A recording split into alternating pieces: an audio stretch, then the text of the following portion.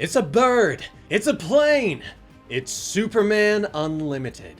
Superman is the world's greatest hero and has had a long history of ups and downs. But what happens when he has a close call with death?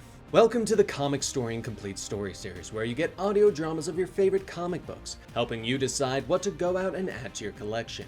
Today, we bring you Superman Unlimited, Issue 1 by Dan Slott. I hope you enjoy.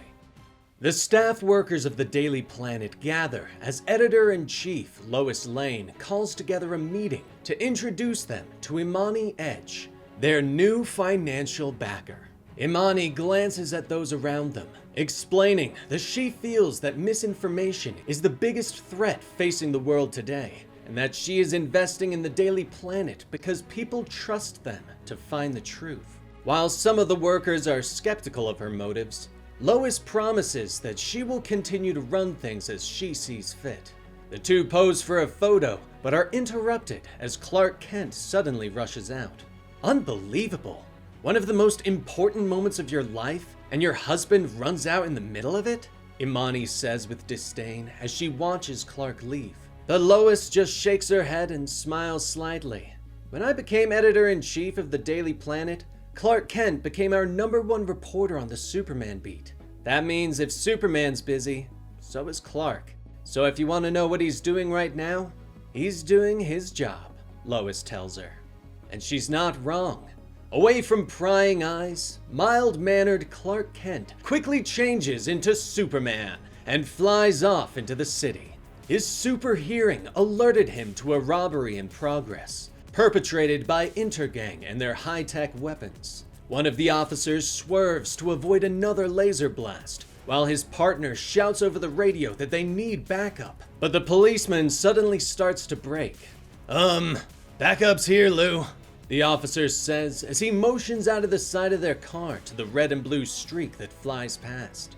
Shortly, Superman has brought the car chase to an end, but one of the gang members asks to speak with him. "Remember last week when you stopped that giant ape from crushing Star City?" the man asks as Superman wraps them up with their own bumper. "Titano, yes I do," Superman says with a nod. The man glances back at him. "Well, my Aunt Dottie, she lives in Star City. So, I just wanted to say thanks," the criminal tells him.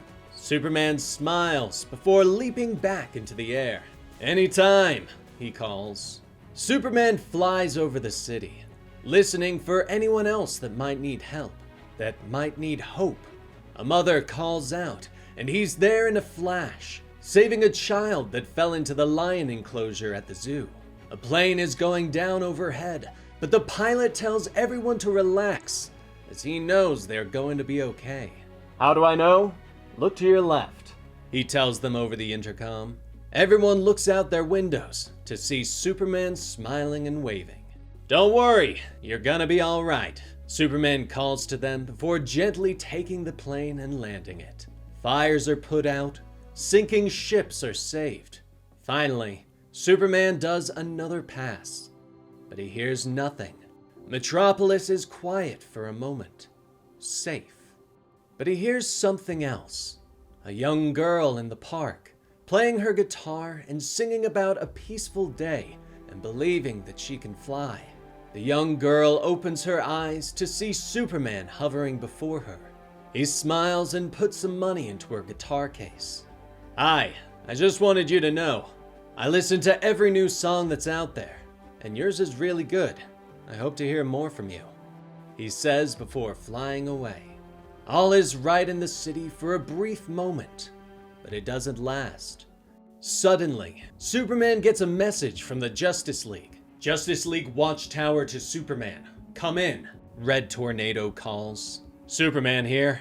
What is it, Watchtower?" Red Tornado warns Superman that they've discovered a massive asteroid heading towards Earth. It's made up of inertron, another worldly metal that was hidden from the Watchtower's long-range scans. It's an extinction-level event. Inertron is practically unbreakable. We're lucky you detected it at all. Good work, Tornado. I'll take it from here," Superman says as he turns and begins to fly up into space. He flies to meet the massive asteroid as it continues to barrel towards the Earth. Superman stares at it for a moment. He knows for a fact that inertron is something that isn't supposed to arrive in Earth's space sector until the 31st century, and ponders why this asteroid is showing up now. But he shakes his head and pushes away those questions for another time. He has a planet to save. Superman gathers himself and flies at the asteroid, hoping to break it down. And he actually shatters the inertron in one blow, but is shocked to find that the asteroid was only covered in a thin layer of the dense metal. His eyes widen, and his body starts to become weak as he sees what lies beneath. The asteroid is actually a large chunk of kryptonite that was covered by the inertron. Self-doubt plays through Superman's mind for a brief moment as he fears that he can't stop this and that the Earth is doomed. But he shakes his head and pushes those thoughts away. He flies forward again and slams into the giant chunk of his destroyed planet, already feeling the radiation sapping his strength and burning his skin. Superman closes his eyes as pain like he's never felt before passes through him. And suddenly, he sees it all. His parents sealing him away in the rocket. Krypton exploding behind him, passing through the vastness of space until he arrives on Earth and is found by Jonathan and Martha Kent. Superman gasps as he continues to struggle, pushing against the asteroid, determined to save Earth. Realization hits him. He is seeing his life flash before his eyes. Death is close, but Superman refuses to give up. He strains his muscles and continues to push, watching as his life plays out. Gaining his powers as a child, strength, speed, supervision, and flight. His parents taught him to hide who he really was behind a disguise, but to still trust his instincts and use his powers for good. His friends at Smallville High, a young Lex Luthor, learning that he was from another planet and becoming Superboy. Eventually, he traveled to the 31st century and fought alongside the Legion of Superheroes, learning that while they inspired him to be a better hero, the hero that he would later become was what inspired them. When he returned to his own time, he traveled to the North Pole and created his Fortress of Solitude with the help of Kryptonian technology. He moved to Metropolis and finally took the name Superman and became a reporter for the Daily Planet and met Lois Lane. He fought against the likes of Lex Luthor, who became his arch enemy. Superman pushes more. He's almost there. The asteroid is almost on a path to fall into the ocean and harm no one. His adventures flash before his eyes, fighting great villains and meeting other heroes, forming the Justice League, falling in love with Lois and marrying her, fighting against Doomsday, the day he died. And when he returned from the dead, having John, raising him and teaching him to be a hero. A tear falls down Superman's cheek. He's done it. He's moved the asteroid enough, but it's cost him everything. He has no strength left. John, wherever you are, I hope you can hear me. Tell your grandparents how much I love them, and they were the best parents a son could ever ask for. Tell your mother she was the love of my life, and I wish, more than anything, I could see her one more time. Remember, son, Superman doesn't win all the time. That's not what Superman is about. It was a good life. Carry on for me. Look out for all of them. They can be good people, Jonathan, if you let them. Superman whispers. He tries to continue, but the asteroid breaks through Earth's atmosphere and pushes them both down, exploding in a shower of kryptonite and radiation. and all is white before Superman's eyes. For he finally opens them. I'm alive? How? Crypto? Superman gasps. He looks over to see Professor Haley checking his vitals. Yep, he hasn't left your bedside for weeks, the doctor says. Superman is shocked as he pets the dog and sits up. You said weeks. How long have I been out? He asks, feeling stronger. Haley glances at him and explains that it's been 3 months. Suddenly, the door opens and his family bursts in.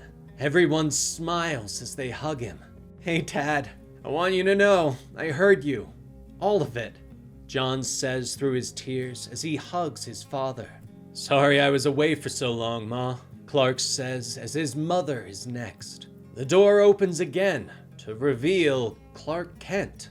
It's good to have you up and about, Superman, Jean says as he shifts back into his Martian form, promising that the world has no idea that Clark Kent was also missing. Superman gets dressed and heads out into the Watchtower's main chamber, greeting all of his friends that cheer for him for being okay and pulling through. But Batman isn't cheering. Hi, Bruce, Superman says as Batman stalks towards him. Come with me. There's something you need to see, Batman growls. He leads him to the Watchtower's main chamber and asks him to look down on the Earth and use his supervision. Right there, between Brazil and Corto Maltese. What do you see? Batman asks. Superman looks, and his eyes widen in shock. He sees a technologically advanced city, powered by green energy that can only be kryptonite. That is the nation-state of El Caldero. While you were asleep, it's become one of Earth's wealthiest countries, ever since it became the largest supplier of our Earth's newest, rarest, and most valuable metal, kryptonite. Batman tells him, explaining that the global markets have changed in the last 3 months. Superman turns as Connor and Kara enter the room, but look bruised and banged up. You're injured. What happened? Clark asks as he looks at his family.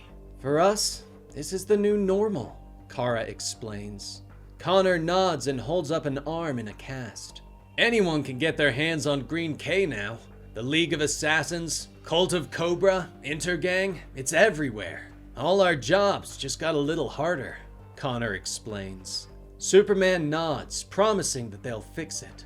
And until then, maybe a little hard work will do us good, Superman suggests. Connor rolls his eyes and cocks an eyebrow at him. Easy for you to say, big guy. You've got a secret weapon, he says, but Superman doesn't know what he's talking about. Allow me. Spectrometer lights, Batman says. He snaps his fingers, and the lights in the chamber suddenly change. Superman stares down at his hands in shock. His entire body is seemingly covered in gold. 3 months ago, a mountain of kryptonite fell on you. It buried you. You should have been poisoned, crushed, and atomized. This is how you survived, Batman explains. What? Superman exclaims in shock at his new status quo.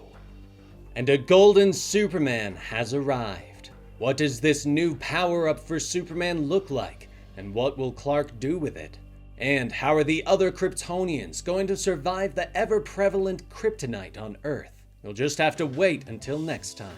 If you enjoyed today's video and want to see this story continue on the channel, let me know in the comments below. And be sure to like the video, share it with your friends, and subscribe to the channel to help us out and get notifications when new videos are released. I'm Dan with Comicstorian, and we will see you next time. Rest in peace, Benny.